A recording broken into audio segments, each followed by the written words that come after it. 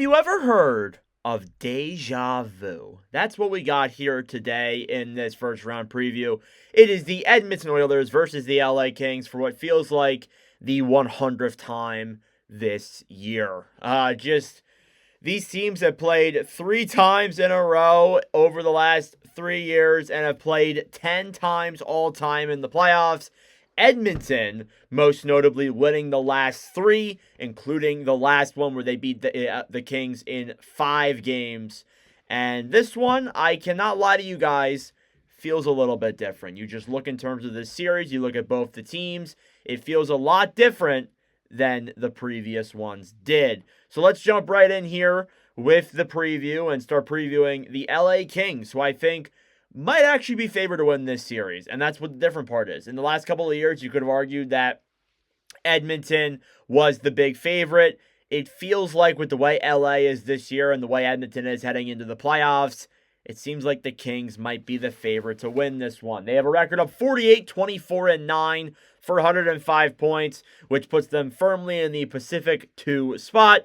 They have a .648 points percentage. They have scored 249 goals and have allowed 201. So the LA Kings in a very good spot. They have one more game left to be played, so I do want to keep that in mind. The biggest thing that I look at with LA is the second half of the year. They have been playing phenomenal in the second half of the season, and they've pretty much been good the entire year. They haven't had like a real slump like they did last year where they were just terrible in January. They have been good, more or less consistent the entire season. They are 31, 5, and 4 at home, and that's going to play a huge factor because the Kings have home ice advantage this time around. The last couple of years, they did not, and that plays an insanely pivotal role in if the LA Kings can get this done. They have an incredible home record this year.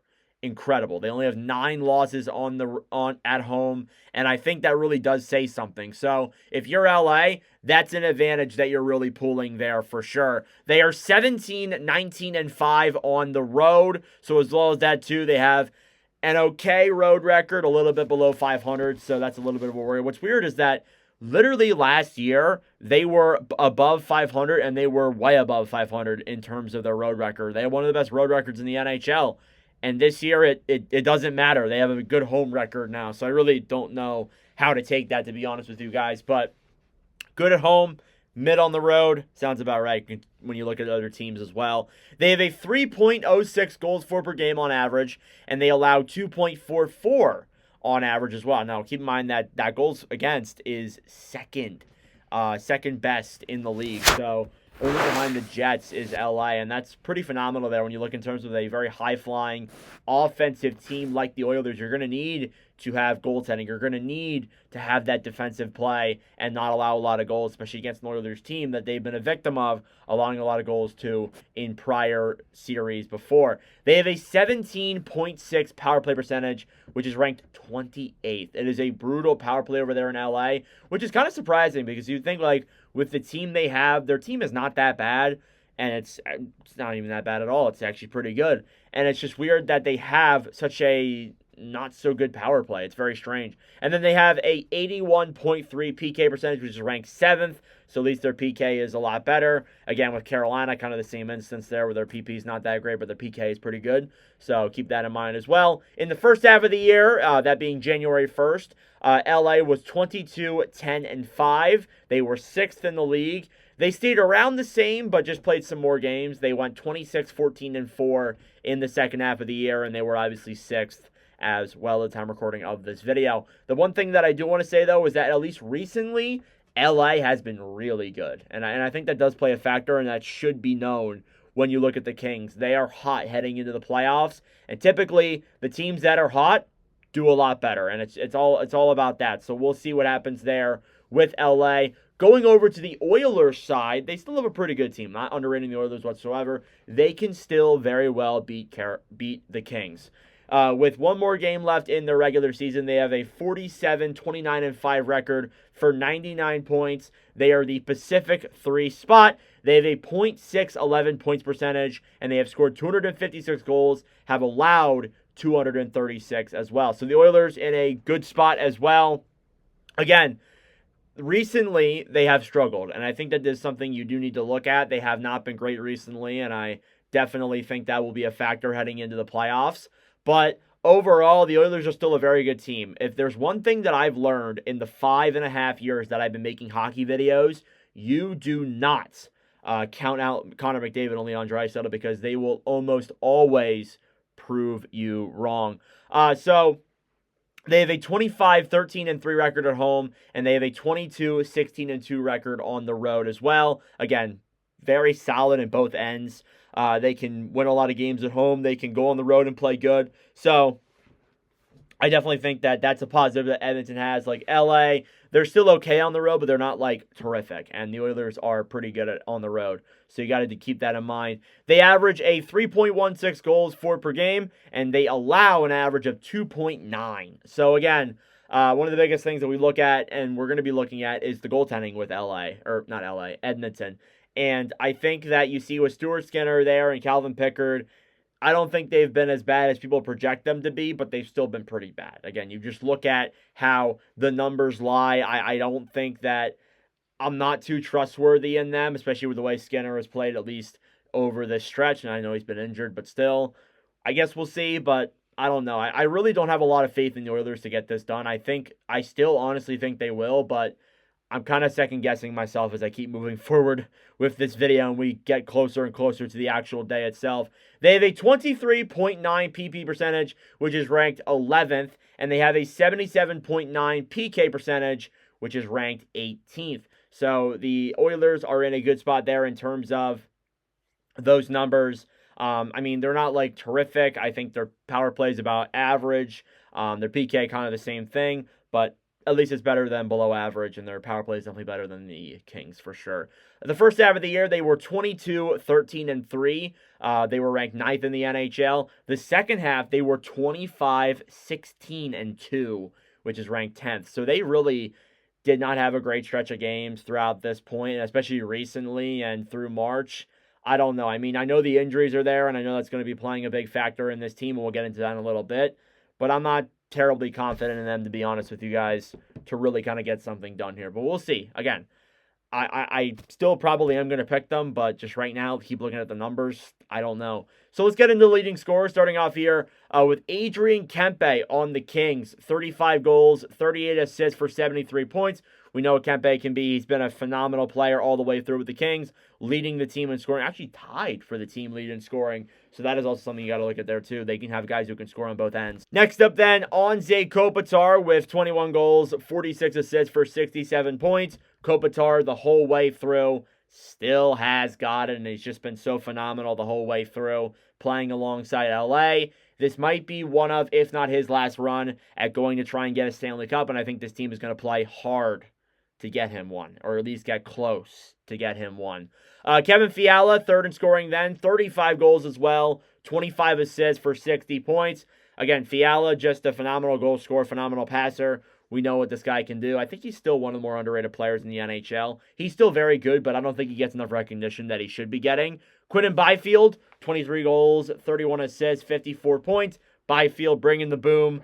Just an incredible player on both ends of the rink. Just been somebody that I've really enjoyed with the Kings, and he's going to be someone you have to watch out for there for sure. He did get hurt at the beginning of this week. I believe he should be back for game one of the playoffs, though. They're just being cautious with it. They're letting him rest, give him some time, and yeah, we'll see where that goes. Now, Warren Foegele is fifth in scoring.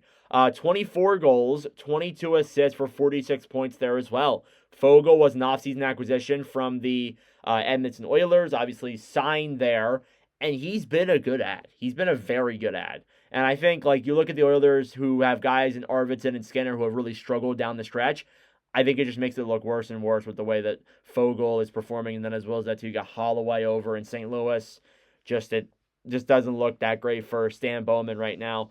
And then you look at the Oilers in terms of scoring. They have Leon Draisaitl, who is obviously number one. I think he's number 3 in the league or number 4, one of the two. 52 goals, 54 assists for 106 points. Draisaitl having a phenomenal year is going to be one of those Hart candidates. If he doesn't win it, I'd be actually kind of shocked. It seems like he's like the favorite, at least as of right now, in my opinion. But Draisaitl, you know what you can do. Connor McDavid, 26 goals, 73 assists for 99 points there as well. McDavid, Nothing short of phenomenal. We know what McDavid is. We know what McDavid can do. One thing that is interesting, you need to be able to hold these two players back. I think this is a very winnable series if you can just hold those two guys back and not have to worry about everyone else. But if you can hold them off the score sheet, I think that this series could go in LA's favor. But again, we shall see. I really don't know. This is one of the ones that I'm really split on because my heart wants to pick LA, but my brain is just like Edmonton's been winning it the last couple of years. You can't count them out. I still really don't know. Evan Bouchard, 14 goals, 53 assists for 67 points. Bouchard, phenomenal defenseman, has put up some great offensive numbers. I think he's like top 5 in defenseman scoring. Again, he can provide you offense. Defense, it's questionable. I do want to say while we're here with defensemen, Matthias Ekholm will not be playing in this first round series, maybe longer. And I think if you're looking in terms of the Oilers and the Kings, like that might be the deciding factor in if LA gets past the Oilers. If Ekholm is the biggest factor there, just not having him is detrimental to LA, or detrimental to the Oilers. It's terrible. And then as well as that too, Ryan Nugent-Hopkins, 20 goals, 29 assists for 49 points. Nugent-Hopkins has always been a phenomenal player, always played some solid NHL time. Again, he's not like the 100-point Nuge that we saw 2 years ago, but he's still pretty good. And then Zach Hyman, 27 goals, 17 assists, 44 points. He turned what was a pretty rough start of the year to a nearly 30-goal campaign. That's not that terrible, but again, you scored 50 last year. Kind of looks like a fluke, to be honest with you. I mean, there's always that one player that usually gets carried by the McDavid or Draisaitl, and it seems like Hyman was kind of that last year. I'm not saying that was like 100% the case, but it sure seems like it. Anyhow, you look at other players that are outside of the top 5 in scoring on LA first. Andrei Kuzmenko has 17 points in like 21 games played with LA. I think that really says something. He has been a phenomenal fit there. After struggling in Calgary, was all right in Philadelphia, but really was not that great with the Flames when he was there, and now he goes to the Kings for a third-round pick.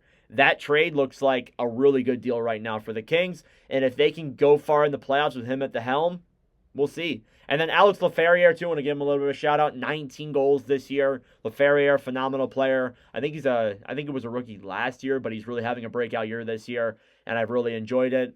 And then you look at the Oilers side of things, Wallman and Frederick, deadline acquisitions. I think Wallman's going to be a very good top 4 defenseman for this team, not just this year and in the playoffs, but next year as well. And then Frederick, I really don't know. He was supposed to come back before the playoffs. He did come back. He got hurt with like 6 seconds into the game or whatever, and he's back out. I really don't know. The other X factor, too, I didn't actually put it down on my notes, but Evander Kane as well. We're hearing Kane might be back for the playoffs, so I'm intrigued to hear what's going to go on with that. I haven't heard anything that's like concrete if he really is going to be back before game 1, but we'll see, I guess. I think they might honestly just throw him right in. That might be what happens, because I don't think he's ready to play. I think they play tomorrow on Thursday, so we'll have to see. And then as well as that too, I think we should shout out Jeff Skinner playing in his first playoff series as an NHL player. 15 years without making the playoffs for Jeff Skinner, being on some bad Carolina teams and some bad Sabres teams. Finally goes over to the Oilers and they make the playoffs. Congratulations to the guy. It's kind of wild how you play that long and you don't even go on one run to the playoffs. It's wild to think. But again, he was on some pretty bad Carolina teams and some even worse Sabres teams. You look at the goaltending in terms of this series. You have Darcy Kemper in for the Kings, 31, 11, and 7, a 2.02 and a .922. I really favor Kemper in this series. Kemper has been really good for LA. And he was a guy who, again, last year really struggled with Washington, was not that great. He gets traded for another kind of spare parts kind of guy in Pierre-Luc Dubois. He comes over, and Dubois does well with Washington, and Kemper does almost even better with the Kings. I think it's like a win-win trade that we wondered if it really was a win for either side. But Kemper I really like, and I think that he is the best goaltender right now in this series, and I don't really think it's close, to be blunt with you guys. And then David Rittich, 16, 13, and 2, a 2.27 and a .889. Again, Rittich probably won't see the light of day in this series, but if Kemper does get injured, then he will, but I don't think Rittich will see any time during this playoff run, unless if it's maybe like game 4, and then who knows. And then look at the Oilers end. Stuart Skinner, 25, 18, and 4, a 2.87 and a .894. I like Skinner. again, I'm just a little bit hesitant with him. I want to like him. I do like him. I want him to succeed so bad, but just from what I've seen in the regular season and in the playoffs, it just ain't there. And I think if this year they tank out because of Stuart Skinner, I think that Stan Bowman will be asked some pretty hard questions and he'll have to make some pretty hard decisions heading into the offseason here if Skinner, I'm not saying he would be the main reason why, but if they end up losing in the second round again and Skinner didn't really play that good, I think you really do need to factor that in. And then Calvin Pickard there too. Solid backup, serviceable. He played last year's playoffs. 22, 10, and 1, a 2.71, a .900. Again, a very serviceable goaltender there for the Oilers there as well. And yeah, this is the fourth year in a row I'm doing the preview of this series. Let me know your predictions in the comment section down below. I'm not even going to give mine just yet because I really don't know. It's a daily thing with me. I'm bouncing back and forth. Yesterday I thought the Kings. Today I think the Oilers. Tomorrow I'll think the Kings. Saturday I'll think the Oilers. I don't know, to be honest with you guys. This is a series that I'm really split on. I know there's some people that are going to be like, oh, it's pretty obvious. I don't know why you're struggling with this. But I think these are two very good teams that should not be taken lightly. So let me know your thoughts in the comment section down below. Thank you guys for watching. If you enjoyed, make sure to like the video down below. Please do consider subscribing and joining the community we're building here on this channel. Watch your Nordic streams all weekend on the playoffs. But anyways, that's it for me. Thank you for watching, and I'll see you in the next video.